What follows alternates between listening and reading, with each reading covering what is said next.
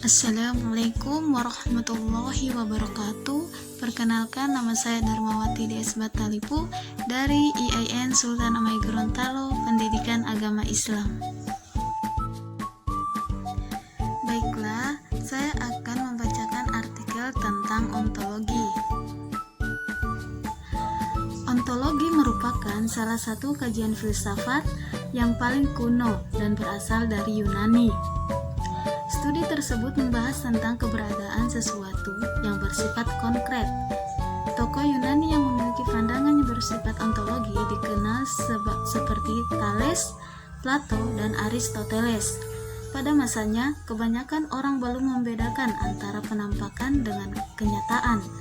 Thales dikenal sebagai filsuf yang pernah sampai pada kesimpulan bahwa air merupakan substansi terdalam yang merupakan asal mula segala sesuatu. Namun yang lebih penting adalah pendirinya bahwa mungkin sekali segala sesuatu itu berasal dari suatu substansi belaka, sehingga sesuatu itu tidak bisa dianggap ada berdiri sendiri. Hakikat kenyataan atau realitas memang bisa didekati ontologi dengan dua macam sudut pandang. Yang pertama, kuantitatif, yang kedua, kualitatif. Kuantitatif yaitu dengan mempertanyakan apakah kenyataan itu tunggal atau jamak. Yang kedua, kualitatif, yaitu dengan mempertanyakan apakah kenyataan atau realitas tersebut memiliki kualitas tertentu, seperti misalnya bunga mawar yang berbau harum.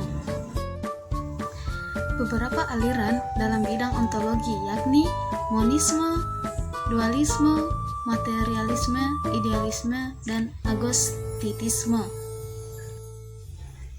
Monisme adalah aliran yang mempercayai bahwa hakikat dari segala sesuatu yang ada adalah satu saja, baik yang asa itu berupa materi maupun rohani yang menjadi sumber dominan dari yang lainnya. Para filosof Prasokrates seperti Thales, Demokritos, dan Anaximander termasuk dalam kelompok monisme, selain juga Plato dan Aristoteles. Sementara filosof modern seperti Kant dan Hegel adalah penerus kelompok monisme, terutama pada pandangan idealisme mereka. Dualisme. Kelompok ini meyakini sumber asal segala sesuatu terdiri dari dua hakikat. Yang pertama, materi atau jasad, dan jasmani atau spiritual. Kedua macam hakikat itu masing-masing bebas dan berdiri sendiri, sama-sama azali dan abadi. Perhubungan antara keduanya itulah yang menciptakan kehidupan dalam alam ini. Contoh yang paling jelas tentang adanya kerjasama kedua hakikat ini ialah dalam diri manusia. Materialisme.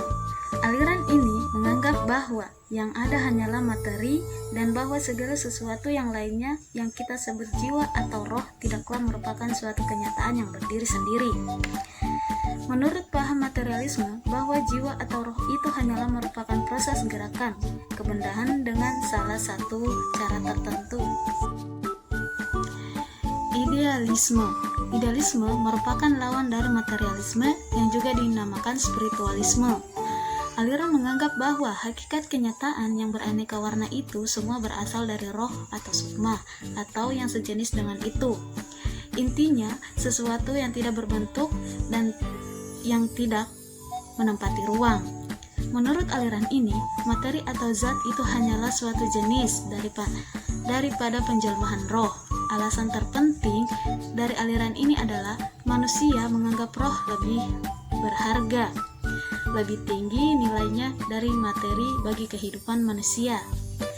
Roh dianggap sebagai hakikat yang sebenarnya, sehingga materi hanyalah badannya, bayangan, atau penjelmaan saja. Agnostitisme. Pada intinya, agnostitisme adalah paham yang mengingkari bahwa manusia mampu mengetahui hakikat yang ada, baik berupa materi maupun yang rohani. Aliran ini juga menolak pengetahuan manusia tentang hal yang transenden. Contoh paham agnostitisme adalah para filosof eksistensialisme seperti Jean-Paul Sartre yang juga seorang ateis. Sartre menyatakan tidak ada hakikat ada atau being manusia, tetapi yang ada adalah keberadaan on being-nya. Adapun istilah-istilah terpenting yang terkait dengan ontologi adalah yang pertama, yang ada. Yang kedua, kenyataan atau realitas. Yang ketiga, eksistensi. Yang keempat, esensi. Yang kelima, substansi. Yang keenam, perubahan. Yang ketujuh, tunggal. Dan yang kedelapan, jamak. Ontologi ini pantas dipelajari bagi orang yang ingin memahami secara menyeluruh tentang dunia ini dan berguna bagi studi ilmu-ilmu empiris, misalnya antropologi, sosiologi, ilmu kedokteran, ilmu budaya, fisika, ilmu teknik, dan sebagainya. Itulah yang dapat saya sampaikan, kurang dan lebihnya saya mohon maaf.